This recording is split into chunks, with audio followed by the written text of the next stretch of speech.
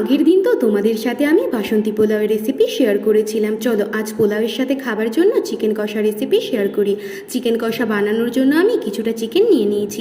এবারে চিকেনের মধ্যে দিয়ে দেবো একে একে বেটে রাখা জিরে, আদা, রসুন, কাঁচা লঙ্কা, শুকনো লঙ্কা, টমেটো, পেঁয়াজ কুচি, পরিমাণ মতো লবণ, কাশ্মীরি লাল লঙ্কার গুঁড়ো, হলুদ গুঁড়ো, কিছুটা সর্ষের তেল। এবার এই সমস্তটাকে ভালো করে মেখে নেব।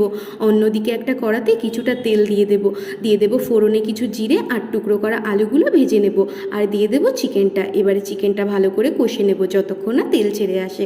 আমাকে একজন বোন কমেন্ট করেছে, দারুণ, থ্যাংক ইউ বোন আমাকে কমেন্ট করার জন্য। তো দেখো চিকেন থেকে তেল ছেড়ে এলে পরিমাণ মতো জল দিয়ে ফুটতে দেব। আর নামানোর আগে একটু ধনেপাতা কুচি আর গরম মশলা গুঁড়ো দিয়ে নামিয়ে নেব। তো রেডি হয়ে গেল আমাদের ঝাল ঝাল চিকেন কষা। আমার ভিডিওগুলো যদি তোমাদের ভালো লেগে থাকে তাহলে প্লিজ একটা লাইক কমেন্ট করে দিও। আর যারা যারা আমার চ্যানেলে নতুন আছো তারা প্লিজ আমার চ্যানেলটিকে সাবস্ক্রাইব করে দিও। টাটা।